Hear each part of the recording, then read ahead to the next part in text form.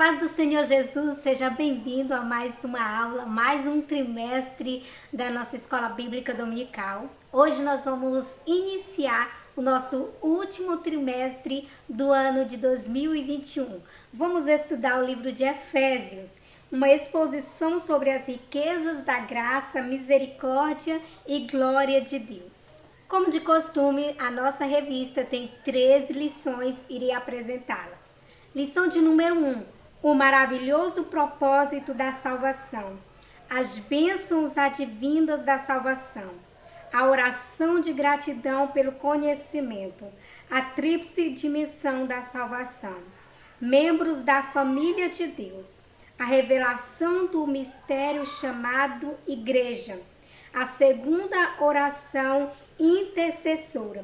A unidade do corpo de Cristo. Os dons de Cristo para a unidade do corpo, o novo homem e sua conduta diante do mundo, a plenitude do Espírito Santo, a conduta do cristão no relacionamento familiar, revestido de toda a armadura de Deus. E na lição de hoje, lição de número 1, nós vamos falar sobre o maravilhoso propósito da salvação. O objetivo da nossa lição é ensinar acerca do conteúdo da Epístola aos Efésios, mostrar os benefícios da graça em Jesus Cristo, explicar como nos tornamos filhos de Deus pela adoção. O nosso texto de referência é Efésios capítulo 1 e o versículo 1. Vamos ler? Paulo, apóstolo de Jesus Cristo, pela vontade de Deus, aos santos que estão em Éfeso e fiéis em Cristo Jesus. A vós, graça e paz da parte de Deus, nosso Pai, e do Senhor Jesus Cristo. Bendito Deus Pai de nosso Senhor Jesus Cristo, a qual nos abençoou com todas as bênçãos espirituais nos lugares celestiais em Cristo. E nos predestinou para filhos de adoção por Jesus Cristo, para si mesmo, segundo o beneplácito de sua vontade, para louvor da glória de sua graça, pelo qual nos fez agradáveis a si no amado. Na lição de hoje nós vamos falar sobre o maravilhoso plano da salvação e como se originou esse plano e quando ele foi originado. Tópico 1. Conhecendo a Epístola aos Efésios.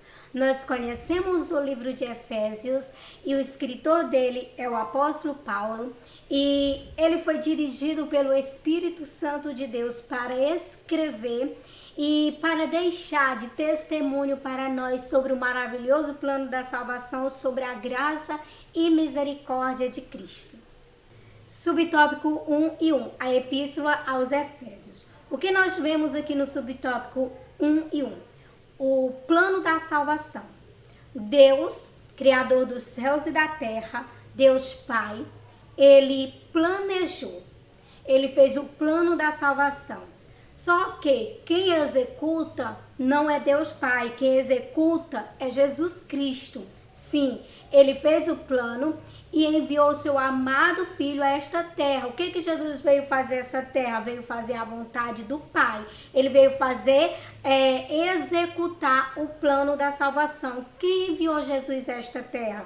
Ele veio por conta própria? Ele veio sem ter nenhuma reunião no céu? Não, ele veio porque Deus havia enviado ele. Deus fez o plano da salvação e em Jesus está a execução do plano. Jesus está fazendo a vontade do Pai. É por isso que todas as vezes na palavra de Deus nós vemos sempre ele mencionando o Pai. Bom é Deus, que ele estava sempre fazendo a vontade do Pai, não a dele. Tudo quanto ele ia fazer, ele orava, apresentando ao Pai. Então, Jesus esteve aqui nesta terra executando um plano que foi feito por Deus.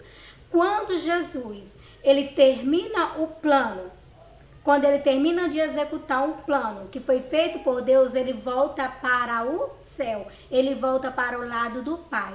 Então, ele fez a parte dele. E a igreja é o resultado.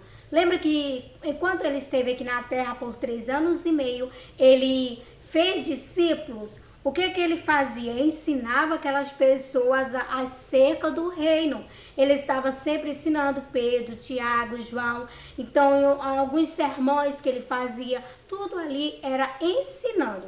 Porque aqueles discípulos seriam o resultado do seu trabalho aqui nesta terra. Então, quando ele sobe ao Pai, ele deixa 12 pessoas para dar continuidade ao plano que foi executado por ele, que foi planejado por Deus. Então, uma igreja, ela é o resultado do plano de Deus.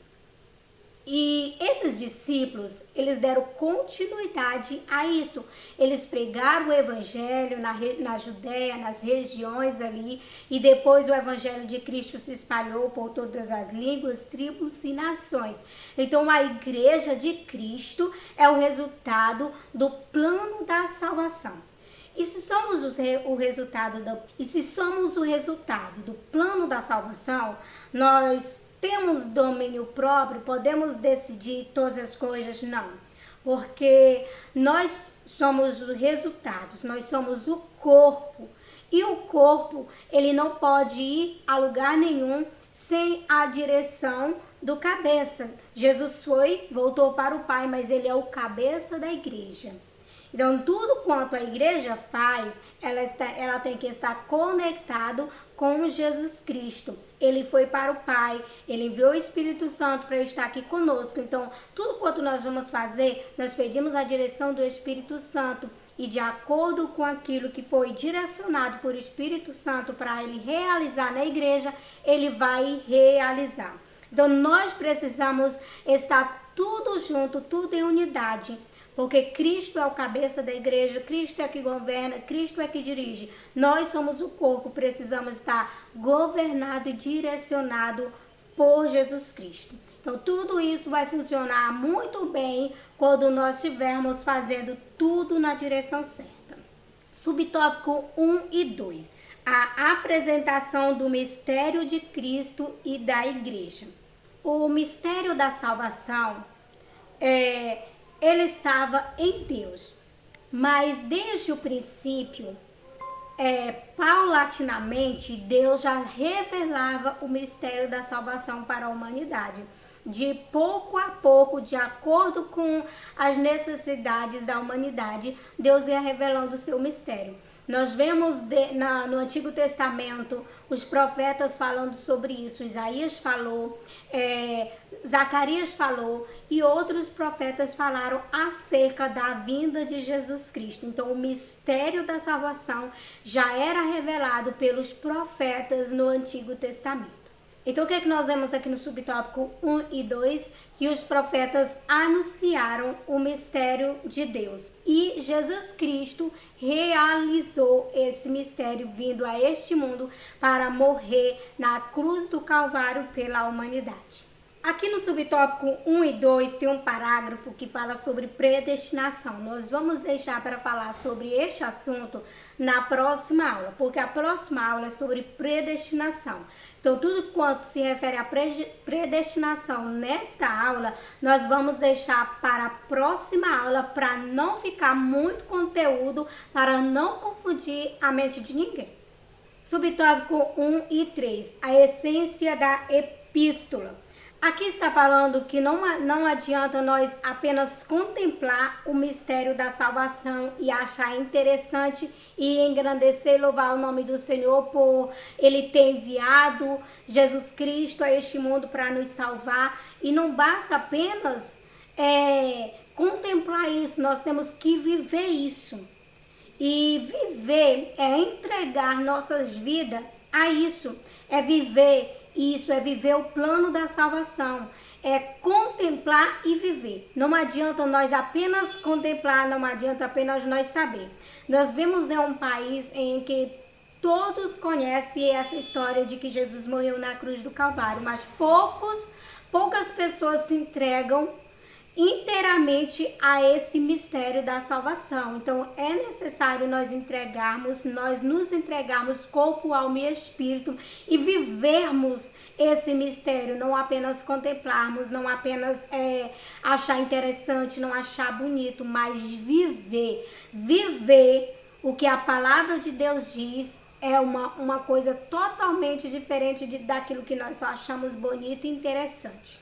Nós somos o corpo de Cristo e o corpo de Cristo precisa viver em unidade. Na igreja, existem muitas pessoas e cada pessoa tem sua função, tem seu chamado, tem seu ministério, dons, diferentes dons.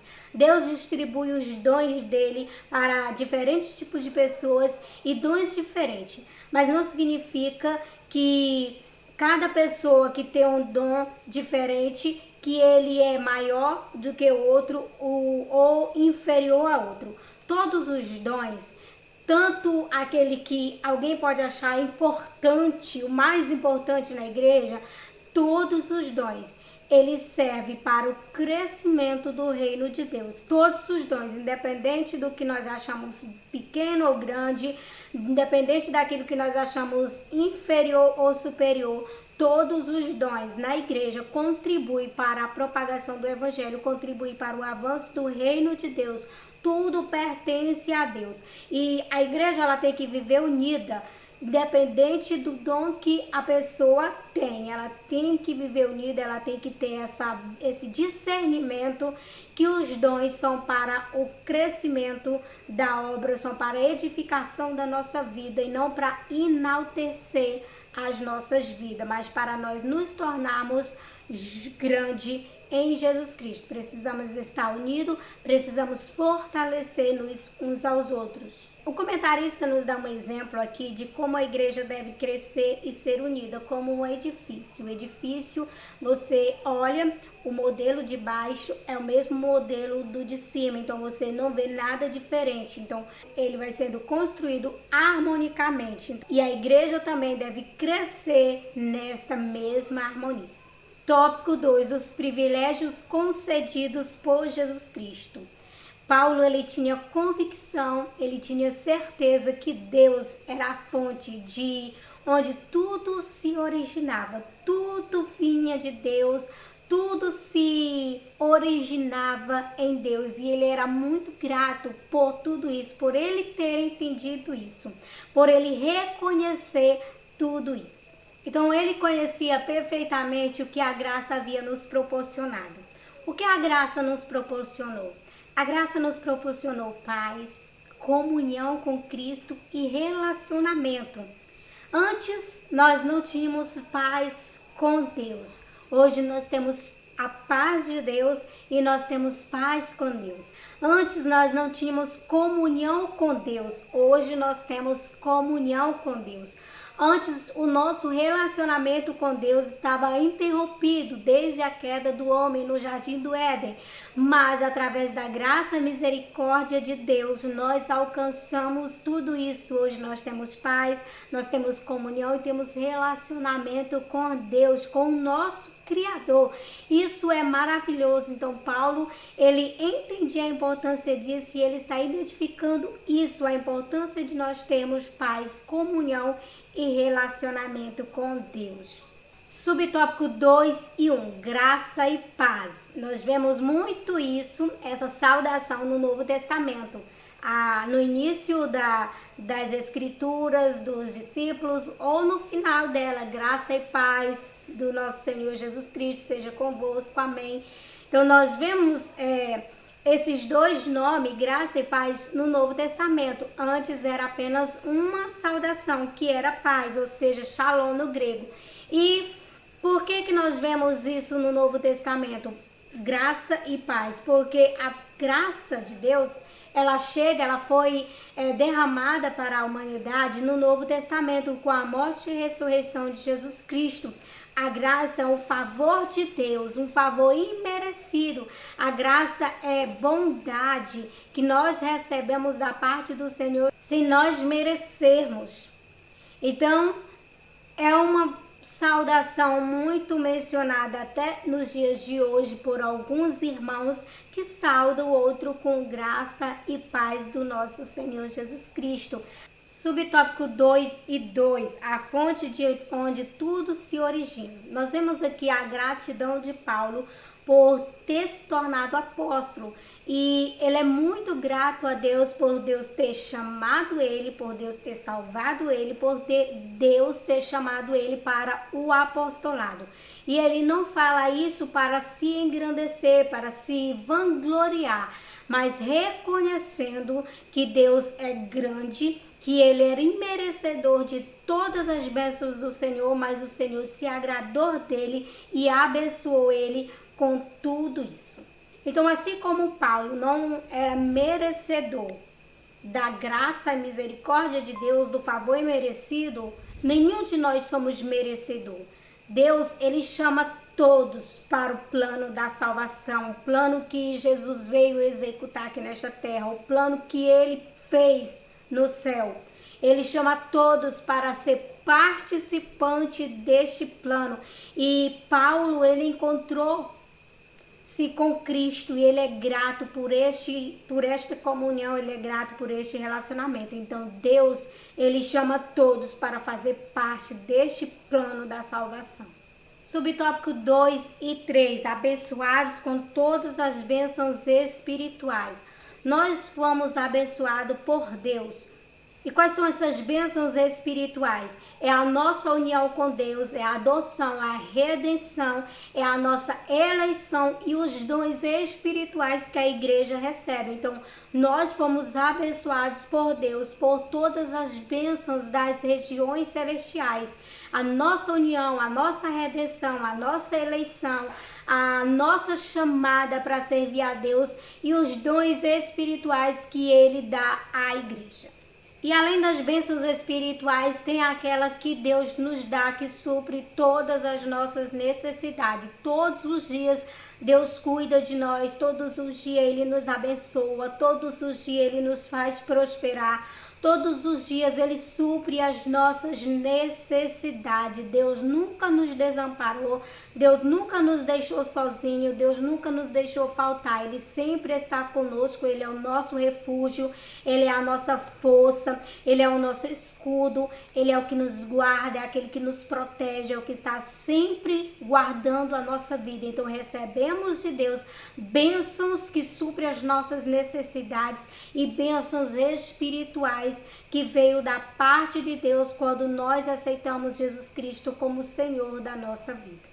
Tópico 3, as grandiosas riquezas da salvação. Neste tópico nós vamos falar como nos tornamos filhos de Deus. Vamos falar de como foi a nossa eleição em Deus e como nos tornamos filhos de Deus e como vamos desfrutar das riquezas dessa tão grande salvação. Eleitos em Cristo, nós somos eleitos em Cristo, mas antes de sermos eleitos em Cristo, houve a eleição. E o que é a eleição? É aquilo que nós falamos no início da aula, o plano da salvação que foi feito por Deus e executado por Jesus Cristo. Subtópico 3 e 1, eleitos em Cristo. Nós somos eleitos em Cristo, nós somos a igreja de Cristo. E antes de sermos eleitos em Cristo, houve a eleição. O que é a eleição? Aquilo que nós já falamos no início da aula, o plano da salvação. Deus planejou, Jesus Cristo executou e nós somos o resultado do plano de Deus. Nós estamos nesta terra dando continuidade ao plano de Deus. Subtópico 3 e 1. Eleitos em Cristo, nós somos eleitos em Cristo, nós igreja somos eleitos em Cristo, porque nós aceitamos Jesus Cristo como Salvador da nossa vida. Mas antes de sermos eleitos, houve a eleição. E o que é a eleição? E como aconteceu essa eleição? A eleição é o plano da salvação, aquilo que nós falamos no início da aula, que Deus planejou, Jesus Cristo executou e nós, igreja, somos o resultado do plano de Deus. Então, a eleição é o plano da salvação. E como aconteceu isso? Será que Deus fez o plano da salvação por conta do pecado que se originou no Jardim do Éden com a queda do homem, e tudo isso pegou Deus de surpresa e ele teve que fazer o plano B porque o plano A não deu certo. Deus nunca foi pego de surpresa. Quando ele planejou criar o homem no Jardim do Éden e colocou o homem no jardim, ele já sabia que o homem ia pecar. Mas como assim? Deus está jogando com o homem? Deus está brincando com o homem? Nós somos fantoches de Deus? Claro que não. Tudo isso é porque Deus, ele conhece todas as coisas. Lembra quando nós estudamos a revista Os Atributos de Deus, que ele é onisciente, onipresente, onipotente, ele está em todos os lugares, ele vê todas as coisas, ele é o começo, o meio e o fim. Antes que o mundo viesse a existir, ele já era Deus. Então, quando Deus criou o homem, ele já sabia de tudo que ia acontecer com o homem, porque ele vê o futuro. Quando Israel estava prestes a entrar na terra prometida, Deus disse que Moisés não entraria na terra prometida, e Deus diz: olha, Moisés, chegou o tempo de tu partir, tu sobe para o monte e tal. Deus lá no monte conversou com Moisés e mandou Moisés escrever um cântico. Moisés, escreva esse cântico para as gerações futuras virem isso aqui, porque esta geração vai entrar na terra prometida, mas os filhos dela vão virar as costas para mim, vão adorar outros deuses, vão se prostrar diante de ídolos, e eu vou rejeitá-los e vou entregá-los, vou deixar eles serem escravos de outros povos, porque não vão me obedecer, não vão me respeitar na terra prometida. Era plano de Deus esse povo serem escravo? Era plano de Deus que esse povo desobedecesse a ele? Não era plano de Deus, mas ele sabia, porque ele via o futuro. Então Deus está mostrando para Moisés o futuro da nação de Israel e está mandando Israel escrever. Então quando Deus ele coloca o homem no Jardim do Éden, ele já tinha o plano da salvação.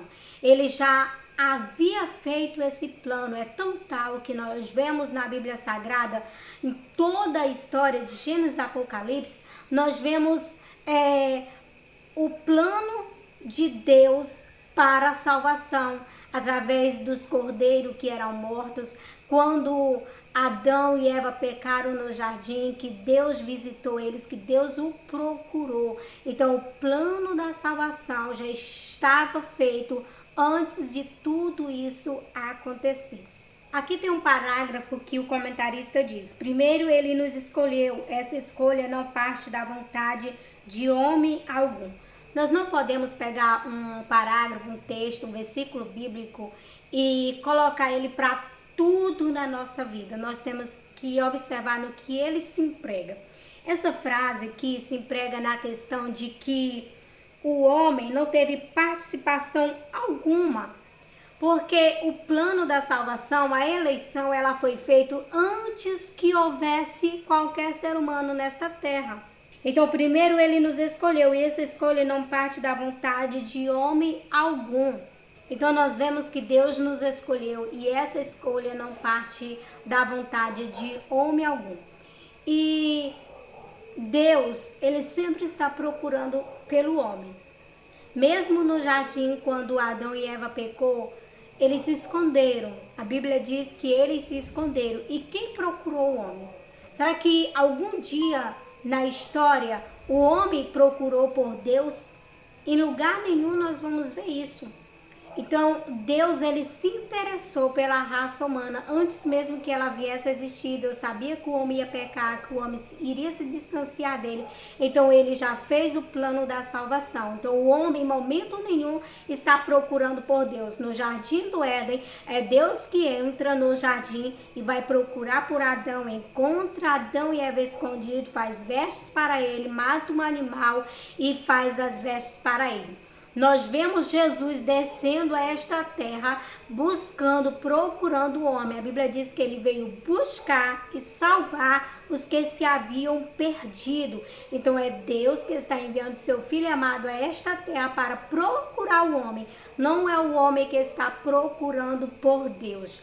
Então, até hoje, Deus está procurando os homens. Até hoje Deus está procurando pessoas para salvar. Até hoje Deus está procurando pessoas para libertar. Até hoje Deus está procurando pessoas para entregar o plano da salvação para eles se tornar eleitos. A vontade de Deus é que o plano da salvação chegue a todos. A vontade de Deus é que todos nós sejamos eleitos. Deus não quer que nenhum de nós se perca. Ele quer que todos nós tenhamos o conhecimento da sua palavra, que todos nós venhamos ao arrependimento e sejamos salvos. A partir do momento que nós ouvimos a palavra de Deus, nós temos esse conhecimento sobre a palavra de Deus. Então, o que quer dizer esse tópico? Que o plano da salvação não tem participação do ser humano, porque o ser humano ainda nem existia quando o plano foi feito por Deus. Subtópico 3 e 2, uma poderosa redenção. A redenção ela está ligada a sacrifício e a sangue. Nós vemos isso no livro de Levítico, quando Deus deu as instruções para quando alguém pecasse, levasse o animal até o templo, esse animal fosse sacrificado e fosse derramado sangue e remisse aquele pecador. Então, o homem, para apaziguar a ira de Deus que foi feita lá no Jardim do Éden, Deus deu essas instruções para que houvesse este sacrifício de animal e o sangue daquele animal simbolizando o sacrifício do cordeiro que ainda haveria de vir. Então Jesus veio como Cordeiro de Deus, enviado por Deus para executar o plano da salvação. Então Jesus veio como Cordeiro, foi sacrificado, foi derramado o seu sangue e o seu sangue nos redime, o seu sangue nos liberta e nos purifica de todo pecado.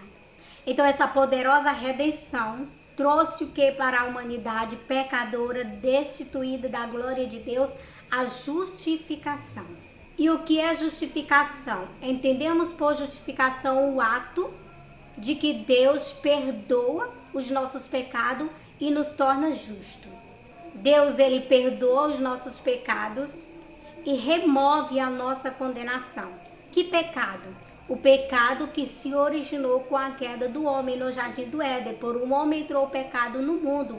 Por um homem entrou o pecado. Então toda a humanidade foi destituída da glória de Deus. Então Jesus Cristo veio. Por um homem veio a salvação. Por um homem veio a redenção. Por um homem veio a justificação. Por um homem veio o perdão. E esse homem nos perdoa e tira de nós a condenação eterna que nos separava de Deus.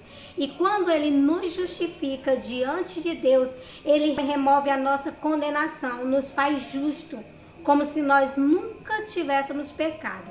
E é isso que tínhamos para falar na lição de hoje. Não vou falar aqui também sobre adoção, porque nós vamos falar sobre adoção na próxima aula. Adoção e predestinação nós vamos deixar para falar tudo na próxima aula, amém? Vamos orar? Pai, neste momento te louvamos por mais esta aula, te louvamos pela tua infinita graça, pela tua misericórdia, te louvamos pelo plano da salvação, te louvamos porque o Senhor nos amou primeiro e o Senhor nos chamou para a tua tão maravilhosa luz.